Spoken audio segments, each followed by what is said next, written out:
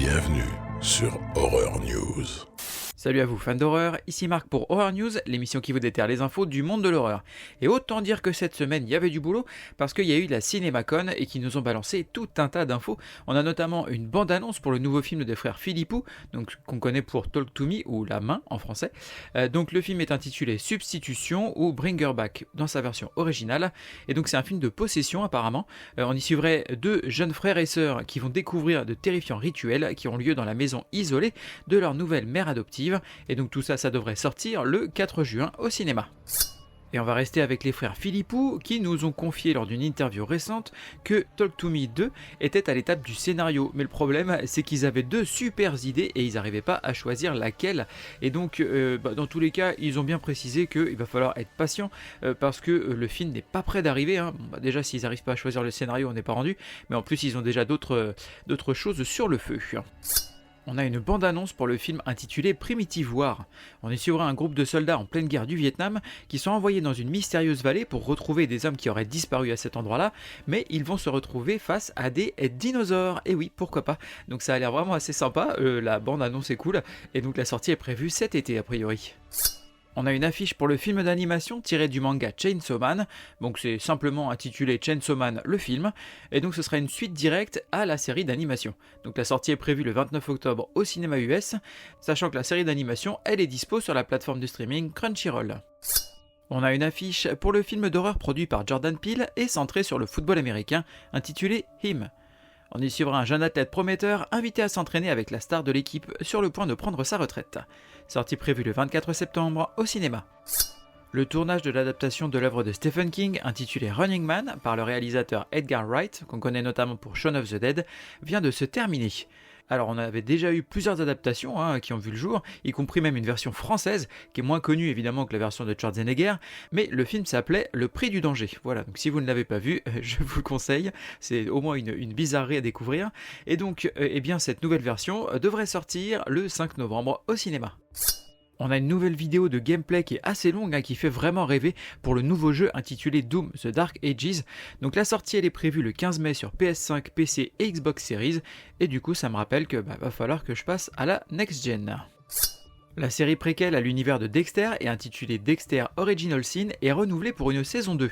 On y suit un tout jeune Dexter alors qu'il démarre sa carrière aussi bien dans la police de Miami que en tant que tueur en série. L'adaptation filmique du roman Marche ou crève de Stephen King, et oui, encore lui, elle se date pour une sortie prévue le 12 septembre au cinéma US. Et après Stephen King, parlons un peu de son fils. Donc là, c'est la plateforme Shudder qui vient d'acquérir les droits de l'adaptation filmique de la nouvelle de Joe Hill intitulée Abraham's Boys. Donc la nouvelle se veut une suite au Dracula de Bram Stoker, suivant les deux fils d'Abraham Van Helsing qui découvrent le sombre passé de leur père. Alors que le film The Conjuring, l'heure du jugement devrait sortir le 10 septembre au cinéma, les studios New Line ont annoncé que ce serait bien le dernier film, mais uniquement pour la phase 1 du Conjuring Universe. Et oui, évidemment, il y a encore de l'oseille à faire. Donc, comme d'habitude, ils vont essayer de nous faire tout un truc étendu, comme Marvel l'a fait. Bon, on a vu le résultat chez ces derniers. On verra bien ce que va nous donner ce dernier film et ce qu'ils vont nous proposer ensuite. Restons avec New Line qui a confié lors d'une interview récente qu'ils aimeraient bien relancer la franchise des films Freddy, mais que ça bloquait légèrement pour des problèmes de droit. Donc on rappelle que le dernier film en date, et le premier d'ailleurs à ne pas avoir Robert Englund derrière le masque du Griffu, c'est celui de 2010, et oui, ça fait déjà 15 ans, et c'était de tristes mémoires. Une bande-annonce pour le film Five Nights at Freddy's 2. On y retrouvera notre personnage principal de Mike, ainsi que le personnage interprété par l'acteur Matthew Lillard, donc ça promet. Le tout devrait sortir le 3 décembre au cinéma. Une bande-annonce pour le film intitulé Megan 2.0. On y retrouvera nos deux personnages principaux du premier film, qui vont ramener Megan afin d'arrêter son équivalent militaire devenu incontrôlable. Sortie prévue le 25 juin au cinéma. On a une bande-annonce pour la série adaptée du comics et intitulée L'Éternaute. L'action se déroule en Argentine, alors que d'un coup une sorte de neige se met à tomber dans le monde entier, causant la mort de tous ceux qui entrent en son contact. En fait, cette neige mortelle ne serait que la première étape d'une invasion extraterrestre mondiale. Sortie prévue donc le 30 avril sur Netflix. Les studios Lionsgate dévoilent la sortie prochaine d'un film avec un serpent géant intitulé Titan, avec les actrices Kiana Madeira, notamment vue dans Fear Street, et Jessica Rothe, notamment vue dans Happy Birthday. Il s'agira d'un survival se déroulant en pleine forêt amazonienne et voyant un groupe d'aide humanitaire aux prises avec un serpent géant légendaire. Ça me rappelle un truc mais je sais plus quoi. La société Deliros, intitulée The Horror Section, et visant à faire des films d'horreur pour le cinéma mais sans l'interférence des grands studios, vient d'acquérir les droits de distribution du film intitulé Jimmy and Stiggs, du réalisateur Joe Begos, notamment connu pour Bliss ou le film que je vous recommande fortement, Christmas, Bloody Christmas. On y suivra un réalisateur raté affirmant avoir été enlevé par des aliens et se jurant de tout faire pour les arrêter. Sortie prévue le 15 août au cinéma US. Du nouveau sur le prochain film d'horreur du réalisateur Zach Cregger, notamment connu pour Barbare, intitulé Weapons, avec l'acteur notamment Josh Brolin, qui est connu aussi pour Planète Terreur. On y suivrait donc une maîtresse d'école qui arrive un matin pour trouver sa classe vide, après que ses petits protégés aient tous quitté leur lit en pleine nuit pour disparaître dans les ombres. Et donc effectivement, le pitch de base a l'air plutôt cool, voyons ce que ça va nous donner. La sortie est prévue le 8 août au cinéma US. Quelques infos sur le film The Black Phone 2 et on apprend que le personnage interprété par Ethan Hawke serait de retour afin de tourmenter les héros du premier film. Je trouve ça plutôt intriguant, pas vous ?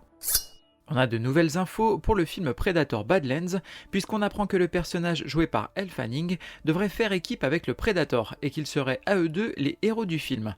La sortie est prévue au mois de novembre. Beaucoup de fusils, fiston. Côté cinéma, on aura uniquement une sortie US de mon côté, et ce sera Marshmallow.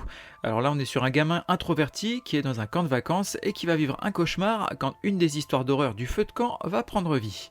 Et donc ça devrait sortir le 11 avril au cinéma US. N'ayez pas foi en de tels breloques mensongers. Côté VOD, DVD et Blu-ray, on va avoir Rumpelstiltskin, oui je l'ai dit en une seule fois, donc ça sort en VOD aux US et c'est l'adaptation du célèbre conte, donc ça sort le 8 avril. Ensuite on a Intruder en coffret collector chez ESC, donc Blu-ray plus DVD, c'est le premier titre de la nouvelle collection de slasher intitulée Slash Edition, et donc ça sort le 9 avril. Et enfin on a La Nuit des Menaces chez Rimini Edition, et donc toujours en Blu-ray DVD, et ça sort le 11 avril.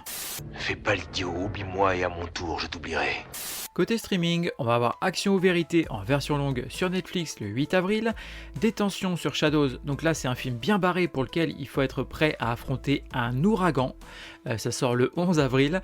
Ensuite on a Scream Girl sur Shadows toujours, donc là c'est une comédie horrifique qui joue avec les clichés du slasher et ça sort le 11 avril. Côté série, on va avoir Ghost, Fantôme en héritage, donc sur Disney+, ça sort le 10 avril, et la saison 7 de Black Mirror, le 10 avril sur Netflix. Côté livre, on a La Colline au gibet de Bram Stoker, donc c'est Brajlon, et c'est donc une nouvelle inédite de l'auteur de Dracula. Ça sort le 9 avril. Ensuite on a Spawn Renaissance tome 16, donc c'est du comics chez Delcourt, et ça sort le 9 avril. Je vois des gens qui sont morts. Côté jeux vidéo, on va avoir Into the Dead Our Darkest Days, donc ça c'est un jeu sur PC et ça sort le 9 avril. Merci à vous d'avoir suivi cette émission, n'hésitez pas à la partager autour de vous et à venir me suivre sur les différents réseaux sociaux, que ce soit Instagram, Facebook, TikTok ou YouTube. Il ne me reste plus qu'à vous souhaiter bonne semaine et bon frisson.